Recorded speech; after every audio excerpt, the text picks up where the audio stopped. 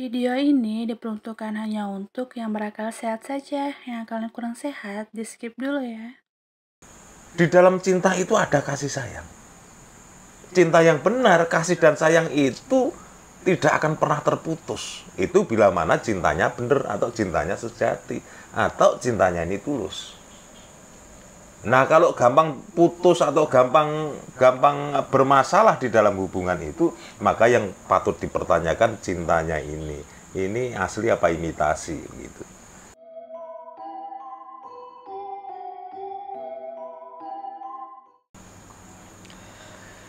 Oh, ini ada yang mau saya mau tanyakan Apa itu? tentang pengertian cinta yang sebenarnya itu bagaimana sih? Ini apa namanya itu? Anak muda banget. Muda banget ini. Dan kebetulan tema-tema cinta itu selalu dijadikan tema yang sangat populer dalam penciptaan hasil karya yang dari lagu dan puisi. Tapi ya memang kadangkala arti cinta itu sendiri banyak yang tidak mengerti sebetulnya cinta itu apa. Ya, kebetulan lah kalau nanya tentang Cinta. apa arti cinta itu. Iya. Kalau sepengetahuannya Romo itu, cinta itu sebetulnya kan dari bahasa Sanskerta, bahasa Sanskrit, bahasa Jawa Kawi kuno. Itu asal muasal cinta dari kata cin, cin saja, tapi pakai T. Jadi cin pakai T, enggak cinta begitu, bukan. Dari bahasa Sanskerta, sebagaimana asal muasal dari kata cinta itu dari cin, C-I-N-T. Entah dulu bagaimana dulu membacanya, saya nggak ngerti, tapi yang jelas cinta itu dari bahasa atau dari kata Sanskerta yang zaman dulu ada di Indonesia. Nah, sebetulnya juga yang namanya cin itu sebetulnya kata benda sebetulnya dulu. Ya, cin itu malah kata benda, bukan kata sifat atau kata yang lain, itu bukan. Jadi cin itu kata benda lah, artinya benda yang tidak pernah terputus. Itu namanya cin itu di zaman dulu. Jadi pada akhirnya benda yang tidak terputus, nah, muncullah yang namanya cincin. Ya kan, akhirnya kan itu kan nggak terputus cincin itu. Nah, itu dari kata cincinnya bahasa Sanskerta. Akhirnya ya, sampai ke sekarang ini muncul cincin yang dipakai itu kan. Jadi arti yang sebenarnya pada bakunya menurut asal muasal kata cinta itu dari cin, C-I-N-T, pakai T, nggak pakai A. Nah, itu artinya suatu barang yang tidak pernah terputus, karena dulu merupakan kata benda, bukan kata sifat. Nah, kemudian bergeser ke sininya mungkin pengaruh dialek dan mungkin pengaruh penyesuaian, kemudian sesuatu yang tidak terputus, tidak hanya merupakan benda, boleh jadi sebuah rasa atau sifat dan segala macamnya, maka akhirnya berubah menjadi cinta. Iya. Nah, ini. Padahal sekali lagi tadi yang cin itu tadi itu artinya sesuatu barang, karena kata benda soalnya kan, yang tidak terputus. Contohnya kayak jadinya cincin itu kan nggak ada putusnya di situ. Melingkar dia. Melingkar dia. Tapi yang jelas entah itu barang, entah itu rasa, entah itu sifat, yang jelas kalau sudah berbincang masalah cinta itu sesuatu yang tidak terputus. Itu bisa dibilang karena tidak pernah terputus selama-lamanya, maka dibilang cinta yang sejati itu kayak seperti itu. Apapun yang terjadi, ya ini bahasa muda-mudi ini. Bahasa muda-mudinya seperti itu. Nah, rasa yang seperti apa yang tidak terputus itu yang ada kaitannya dengan cinta? Ya rasa kasih dan sayang. Jadi kasih dan sayang itu ada di dalam implementasi cinta itu. Nah, bila mana manusia itu punya rasa kasih dan sayang yang tidak pernah terputus, apapun keadaannya, apapun suasananya, apapun masalahnya, tapi tetap nyambung. Nah, itu termasuk indikasi bahwa cinta itu cinta yang sejati, cinta yang benar. Artinya memang tidak pernah terputus. Kalaupun ada masalah, nah, masalah apapun tetap saja nyambung. Nah, kadang-kadang ada hubungan laki-laki perempuan yang salah satunya itu berbuat salah, terus karena cinta selalu memaafkan. Nah, ini kan contoh-contohnya kan banyak. Sudah bahasanya apa? PHP, ya PHP itu sudah diberi harapan palsu juga ya, karena memang cintanya itu tulus. Jadi bisa menjadi cinta yang sejati, disakitin berapa kali pun sehari semalam, dia tetap aja suka. Nah inilah, tetap saja bisa memaklumi. Karena pada dasarnya cinta menurut para bujangga, ya.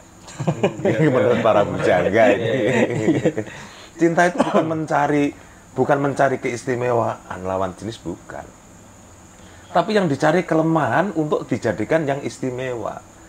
Artinya kelemahannya aja sudah menjadi istimewa buat dirinya, apalagi yang istimewa beneran. Nah, di situ itu. Nah, makanya cinta yang benar adalah cinta yang tidak pernah terputus.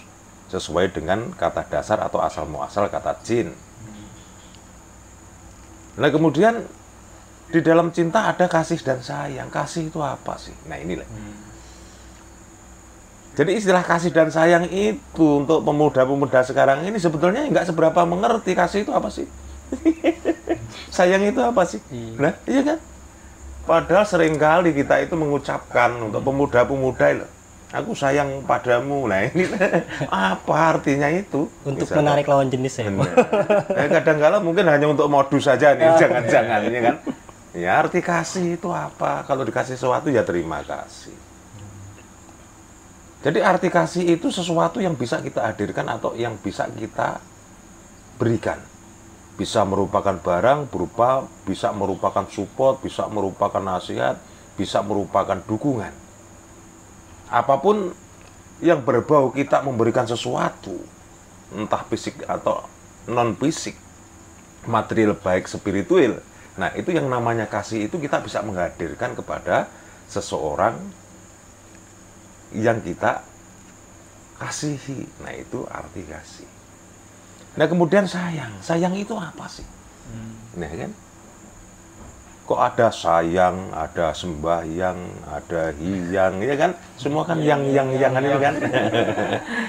Yang itu sebetulnya mewakili daripada bayangan kita. Dia masuk ke dalam rasa. Yang namanya sayang ini seperti ini loh, begitu. Misalkan begini. Kalau seorang anak ini disayangi oleh orang tuanya, lah kemudian anak ini jatuh atau dicubit oleh orang. Karena sayang, yang dicubit anaknya yang kita juga ikut rasa. Misalnya kamu punya cewek, cewekmu digodain orang, cewekmu sakit hati, kamu ikut sakit hati, itu loh sayang itu sebetulnya. Jadi satu bayang-bayang, nah ini gampangnya kita memahami, satu bayang-bayang, satu rasa. Meskipun dua sosok jasad laki-laki dan perempuan. Itu sayang itu seperti itu, sayang kepada anak misalkan ya. Apa yang misalkan anaknya memerlukan apa, oh anakku ini kepingin sesuatu, kepingin itu kan rasa ya. Nah, karena orang tua sayang, maka rasa yang diinginkan oleh si anak ini mungkin ingin punya benda atau mainan apa. Lah ketika kita membelikan mainan, nah itu rasa kasih kita wujud sebagai materi. Sayang kita karena punya rasa yang sama antara orang tua dan anak itu tadi. Ya sama dengan sebuah berhubungan manusia dengan lawan jenisnya. Artinya laki-laki perempuan itu juga begitu. Kalau memang kasih dan sayang, saling mengasihi dan saling menyayangi, itu artinya saling memberi, saling menghadirkan sesuatu. Ya, bisa sesuatu itu berupa materi, bisa sesuatu itu berupa non materi. Nah, bisa mungkin berupa perhatian, berupa penghargaan antar pasangan ini kan, lawan jenisnya ini. Nah, itu rasa kasih. Nah, sayangnya ya kalau salah satu itu disakiti, kita merasa sakit. Jadi cenderung ke penyatuan rasa sebetulnya sayang itu.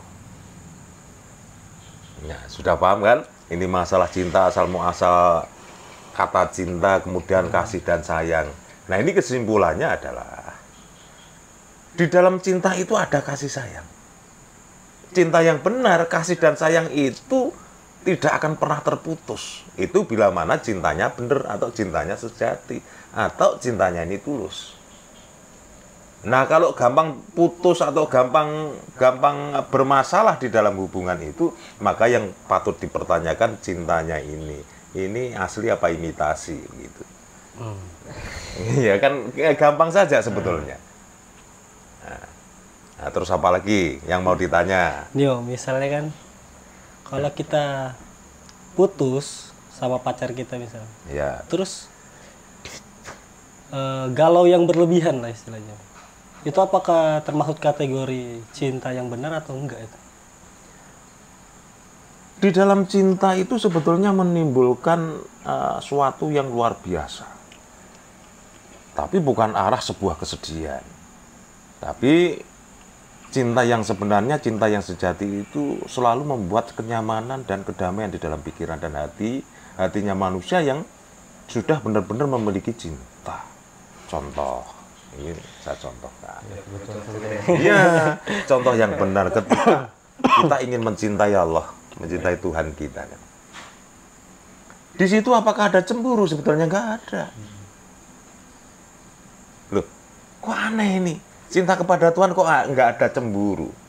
Artinya nggak ada cemburu yang berbau negatif, terus kemudian merajuk, terus kita nggak mau ibadah, kan nggak ada seperti itu. Iya. Jadi ketika kita cinta kepada Tuhan kita, ini merupakan cinta yang sejati di sini. Indikasinya apa? Nah, bila mana ada seorang manusia yang lain mencintai Allah juga, kita nggak cemburu. Betul nggak? Misalkan kita berzikir, kita ibadah kita bagus. Terus ada orang yang lain selain diri kita, juga ibadah juga, mencintai Allah juga. Mencintai Tuhan juga. Apakah pernah ada rasa cemburu itu bila mana kita melihat mungkin lebih mencintai Allah daripada kita? Enggak. Justru senang ya? Justru senang. Nah, iya kan? Iya, Nah, iya. ini loh cinta yang sejati ini. Ini perlu dicermati. Nah, kalau anak-anak muda sekarang kan nggak begitu. Ada pasangannya yang baru ada yang mau mendekati saja sudah macam-macam, sudah pikirannya sudah kemana-mana. Artinya tetap yang perlu dicermati adalah pengertian kita tentang cinta dan sejauh mana rasa cinta yang kita miliki itu. Karena yang sebenarnya cinta itu nggak boleh ada cemburu. Nah, kalau ada cemburu berarti kan cinta itu sendiri sudah ada kaitannya dengan kenapsuan. Ingin betul-betul memilikinya seutuhnya. Ingin menguasainya betul-betul seutuhnya. Sehingga lupa tentang privasi. Lupa tentang hak-hak pribadi lawan jenis kita yang kebetulan menjalankan hubungan dengan kita. Yang ada kaitannya dengan cinta itu tadi. Ya kalau mungkin belum benar-benar memahami dan melaksanakan arti cinta ya wajar. Soalnya kebanyakan diri kita ini memang cinta dan nafsu ini belum bisa memilih dan memilah-milahnya. Mana sih yang sebetulnya nafsu, mana sih yang sebetulnya cinta. Nafsu itu ada juga di dalam Cinta. Karena nafsu ini juga merupakan implementasi daripada kasih dan sayang itu untuk di pembahasan yang lain. Artinya untuk golongan-golongan tertentu, mungkin dengan lawan jenisnya yang sudah sungguh-sungguh ingin menjalinkan hubungan yang akhirnya menikah atau masuk ke jenjang pernikahan, kan tentu beda. Jadi kasih sayangnya dengan lawan jenis, kasih sayangnya anak kepada orang tua, kasih sayangnya orang tua terhadap anak, ini kan beda pembahasannya. Begitu loh. Tapi saya mau nanya. Nah, kalau kita cinta kepada Allah kan tuh banyak yang mencintainya. Iya. Nah, tapi ini kan kita cinta terhadap sesama manusia. Iya. sama orang. Apakah itu bisa sama, Bung? Nah, kalau memang bener rasa cinta kita itu benar-benar tulus, malah ada kebanggaan tersendiri juga. Oh, ternyata saya tidak salah mencintai seseorang itu. Ternyata bukan hanya saya saja yang mencintai seseorang itu. Makanya terus ada istilah cinta itu tidak harus memiliki. Iya, kan? iya. Lah kalau kita itu memaksakan diri kita karena atas dasar cinta tanpa memperhatikan orang lain yang kita cintai ini, ya pada akhirnya kita jadi orang yang egois loh. Jadi orang yang egois. Ini perbincangan ini khususnya yang masih menjadi pribadi masing-masing. Artinya hanya dalam pembahasan cinta, belum ikatan. Ini tidak berbincang masalah ikatan pernikahan loh ya. Iya. Tidak, belum mengarah ke situ itu. Ya, Lah, kan ada. makanya begini. Kalau kita punya pasangan terus kemudian pasangan kita itu banyak disukai, banyak dicintai orang. Lah kebanyakan ini kan nafsunya ini yang akan menguasai, memunculkan ke dalam otak dan perilaku kita dan rasa hati kita ini. Nah, makanya nafsu itu juga kita harus memahami nafsu itu apa sih sebetulnya kan? Nafsu yang ada kaitannya dengan kasih sayang, ada kaitannya dengan cinta. Nafsu itu artinya akan keinginan yang kuat untuk sesuatu hal yang sesaat, itulah nafsu. Jangan salah. Jadi nafsu itu keinginan yang kuat, tapi hanya untuk sesaat. Ketika memerlukan, maka nafsu itu untuk sesuatu tujuan. Lah nafsu jangan berpikiran bahwa nafsu itu selalu negatif, enggak. Bang, ketika kita ingin beribadah kepada Tuhan, ya itu pakai nafsu juga kok. Karena nafsu keinginan yang kuat. Lah kalau sudah berbincang masalah keinginan ini, manusianya ada dua arah. Di dalam kenafsuannya atau di dalam nafsu itu tadi, arah positif dan arah negatif. Lah kalau manusia harus menghilangkan nafsunya ya mati, wong makan juga nafsu ya. Kalau nggak nafsu makan ya mati lama-lama. Lah ada kaitannya yang seperti apa nafsu dengan cinta? Nah ini kebanyakan juga banyak yang tidak memahami, sehingga kadangkala pacaran saja sudah dilarang, diharamkan, ya kan? Betul-betul dihindari dan segala macam. Nah, karena sebetulnya tidak kemengertian manusianya, karena tidak pahamnya manusianya tentang posisi nafsu itu yang seperti apa. Sebetulnya kan begitu. Ya memang sih di dalam tuntunan ajaran agama itu yang kira-kira menimbulkan sesuatu perbuatan yang mengarah ke perbuatan yang tidak diperbolehkan, itu undang-undangnya itu ditaruh di depan, undang-undang preventif atau undang-undang pencegahan. Makanya yang muslim tidak boleh dekat-dekat dengan perzinahan atau takrobus zina. Itu kan sebetulnya undang-undang pencegahan, undang-undang preventif. Jadi kembali masalah nafsu. Nafsu ini tadi ada nafsu positif, ada nafsu negatif. Ya ini bergantung kepada tingkat keimanan yang dimiliki oleh masing-masing manusia sebetulnya. Oh saya, misalkan aku cinta kamu ya. Ya kadangkala untuk anak-anak yang sekarang ini arahnya nanti akan larinya bagaimana caranya untuk bisa berhubungan di luar kesepakatan atau di luar pernikahan. Nah ini yang patut dipertanyakan.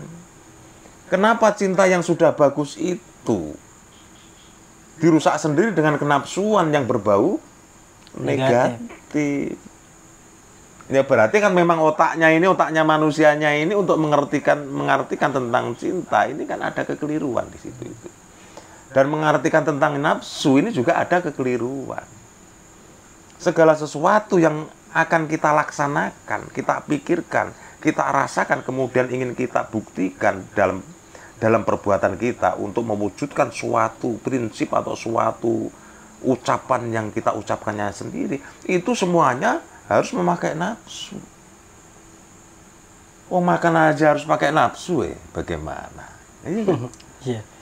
Karena nafsu itu sendiri adalah keinginan yang kuat sebetulnya. kuat positifnya atau kuat negatifnya. Kok jangan kok terus mentang-mentang sudah cinta terus nafsu diarahkan negatif. Nah ini sudah nggak punya aturan pada akhirnya manusianya kan. Kalau sudah mencintai, saling mencintai dan benar-benar yang benar-benar tulus, artinya berdasarkan keikhlasan dan segala macam, ini kan sudah dasarnya kan sudah arahnya kan positif semua. Nah kenapa kok pada akhirnya mau diarahkan ke hal-hal yang negatif? Nah begitulah.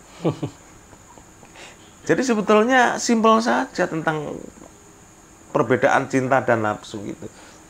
Jadi cinta itu sesuatu yang tidak terputus atau selalu nyambung. Nah ini. Lah kemudian ada kasih dan sayang, itu ada di dalam cinta itu sendiri. Karena biar tidak terputus dan selalu nyambung. Nah ini loh ya. Makanya saling mengasihi. Saling menutupi kekurangan lah kalau bahasa sekarang ini. Tidak kok mencari masing-masing kelebihannya, enggak. Kekurangannya ini apa pasanganku ini? Oh ya sudah, saya maklumi. Saya lengkapi sudah. Begitu juga sebaliknya. Jadi agar selalu sambung dan tidak pernah putus itu. Makanya ketika sudah melakukan sebuah pertunangan atau sebuah kesepakatan untuk melanjutkan ke jenjang pernikahan, pasti pakai cincin. Dan cincin itu juga cincin yang tidak putus. Nah, cincin tunangan di jari manis ini kan, nah itu kan nggak ada putusnya itu. Nggak kayak batu akik, kadang sininya putus. Pasti tukar cincin, nggak tukar akik kan. Nah, dan biasanya kalau memang bener cincin untuk tunangan sebagai simbol ikatan kesepakatan yang suatu ketika akan menjalankan pernikahan, lah cincin tunangan yang benar itu tidak bermata, polos. Nah, itu yang benar. Berarti kalau masih pakai mata kan ada yang dipandang, berarti memandang itu pasti fisik kan yang Dilihat. yang dijadikan acuan. Makanya sebetulnya cincin tunangan, tukar cincin untuk tunangan itu sebetulnya yang baik itu tidak bermata. Loh katanya cinta itu buta, kok ada matanya cincinnya? Iya. Aduh. Nah kayak seperti itu. Ada yang jual-jual, waduh cincin tunangan ada matanya berlian. Itu malah mencederai arti daripada cinta itu sendiri. Artinya cinta itu sesuatu yang tidak pernah terputus. Dan cinta itu buta, sehingga tidak ada matanya, nggak ada permatanya di situ itu. Kalau ada misal ada berliannya itu apa namanya? Permata. Makanya cinta itu tidak perlu permata. Artinya kalau ada matanya, nah, maka yang dipandang ini kan fisiknya manusianya. Waduh, saya mau tanyakan Ibu. Kan tadi Romo bilang cinta itu tidak harus memiliki. Berarti ada kaitannya dengan jodoh berarti Mo ya? Nah kalau soal jodoh, jodoh itu kan sudah pernah saya bincangkan soal masalah jodoh. Jodoh yang sebenarnya, yang kata kuncinya bahwa jodoh ini sehidup semati, seia sekata, ya juga suka duka bersama. Jadi jodoh itu merupakan ilmu pengetahuan untuk hidup kita ini loh sebetulnya. Jodoh kita ini seperti itu. Misal jadi ahli pertanian, ahli matematika, misalkan. Dari pertanian kita bisa hidup. Nah itu jodoh kita. Lah kalau masalah jodoh, masalah jodoh yang arahnya dengan manusia, ini kan jodoh yang sekunder, artinya hanya keperluan yang kedua. Begitulah, makanya karena bukan primer, cuman sekunder saja, makanya bisa berkali-kali melakukan pernikahan. Bahkan karena suatu hal kemudian ada perceraian. Nah ini kan sudah keluar konteks daripada yang namanya jodoh yang sebenarnya. Iya. Wong jodoh yang sebenarnya itu seia sekata, sehidup semati kok. Suka duka selalu bersama. Nah itu kan jodoh. Yuk, jangan kok sehidup semati. Wong kadang salah satu mati, yang hidup itu sibuk mencari ganti. Iya, iya. Misalkan yang satu pergi, yang ditinggal pergi ya, masa bodoh nyari ganti ya. Nah, ini kan Sama kayak aku nggak bisa hidup tanpa pas Iya. mati nyari yang lain. iya, itu kan hanya ucapan-ucapan hiperbola yang seakan-akan benar-benar dirasakan dan yang mau dilaksanakan aja. Jadi ya disitulah manusia itu kan selalu bergerak. Artinya pola rasa dan pola pikirnya itu selalu bergerak sebetulnya. Jadi secara otomatis sehingga gampang sekali dengan mengadaptasikan dirinya dengan situasi dan kondisi. Ya ketika mungkin membutuhkannya maka dengan segala daya, dengan ucapan dan rayuannya meskipun begini ya dengan ucapan rayuannya dan segala macam lah ya, bagaimana bisa meraih apa yang dia inginkan. Nah, itu sifat asalinya manusia itu seperti itu. Makanya sampai ada istilah habis manis sepah dibuang. Kalau masih belum merasakan manisnya, waduh, memburunya luar biasa sekali. Mengejarnya juga demikian. Tapi ketika sudah tahu, oh begini misalkan, nah ini sudah sibuk bagaimana cara melepaskannya, iya kan? Nah ini di luar konteks yang namanya cinta yang benar. Itu, Iya. ya apalagi kira-kira. Saya mau nanya nih, Mo. Nah, apa itu? Yang soal cincin tadi. Iya. Kenapa pada saat orang misalkan tertulang seperti itu kan, itu kenapa ya cincin itu diikatnya di jari manis? Kenapa kayak dari jari-jari kayak jempol atau apa? Nah ya memang jari manis itu kan yang dibilang jari manis itu kan ini. Iya. Jari manis ini itu yang kiri saja, yang kanan itu bukan jari manis. Ya, jari manis memang. Lah kenapa dibilang jari manis? Dari jari kita yang kiri itu memang mengeluarkan energi untuk hidup kita ini. Jari manis ini. Ini sudah masuk ranahnya hakikat loh.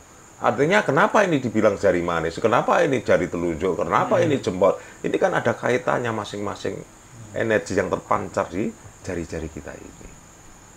Ya artinya apa? Kalau orang Jawa bilang dikasih ali-ali, nah ini kan hanya filosofi aja. Dikasih ali-ali atau cincin ali-ali itu kan biar tidak lali. Artinya biar selalu ingat, tidak lupa. Gitu loh. Ditaruh di jari manis dengan kemanisan-kemanisannya saja. Yang indah-indah aja loh kenangan gitu loh. Yang jelek-jelek nggak usah dikenang. Kalau mengenang yang buruk maka jadinya juga tidak akan baik. Makanya kamu-kamu yang masih muda, ketika menjalinkan hubungan, yang dikenang manis-manisnya saja. Yang buruk-buruk nggak usah dikenang. Makanya pakailah cincin di jari manis. Yang tidak manis, yang pahit-pahit, ini yang pahit-pahit itu jadikan pengalaman hidup dan ambillah manfaatnya yang baik. Dan kalau sudah punya pengalaman yang pahit-pahit, ya jangan diulangi kembali. Gitu loh sebetulnya, itu kan simpel betul. Karena memang energi untuk kemanisan hidup berumah tangga itu ada di jari manis ini. Itu. Wah, maksudnya berarti ya. Iya. Ya kalau nggak di jari manis kemudian dikasih jempol ini ya jadi lucu. Wong karena jempol itu biasanya untuk menunjukkan atau untuk sebuah pengakuan bahwa ketika kita menilai hasil karya orang lain atau anak kita sudah masuk ke dalam kategori bagus, maka jempol lah yang dipakai. Wah, jempol ini. Lah masa untuk menjalinkan hubungan itu jempol-jempolan kan begitu. Iya, kayak like dan dislike saja ini. Ya udah, apalagi apa mau mikir dulu di kesempatan yang lain mau ditanyakan lagi, ini agak asik kok, enggak masalah. Iya. Mau nanya nih, berarti kalau berarti cinta yang benar itu nggak ada sakit hati, Mas? Cinta yang benar sebetulnya tidak diperbolehkan sakit hati. Karena sakit hati itu kan nuansanya kan negatif. Dan cinta yang sejati ya itu harus positif. Harus benar-benar pure positif yang benar itu.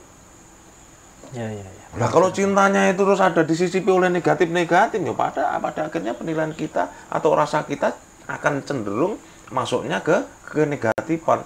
Gampang cemburu, gampang curiga, ya kan? Gampang ingin menguasai seseorang yang kita anggap bahwa seseorang itu kita cintai. Seakan-akan itu sudah tidak ada hak sama sekali. Orang yang kita cintai, padahal kan cinta yang sebenarnya kan nggak begitu. Mentang-mentang sudah jadian misalkan, waduh lah ini detik demi detik harus laporan. Kalah ini gardu hansip ini, lapor ke Medan. Iya, iya, iya, iya. Iya kan? Nah, lah kalaupun pada akhirnya ada arah yang ke negatif soal bagaimana mengimplementasikan kasih sayang terhadap lawan jenis, lah disitulah baru ada sisipan-sisipan negatif. Nah, begitu sebetulnya. Iya, ya, paham, paham. Konkret sudah.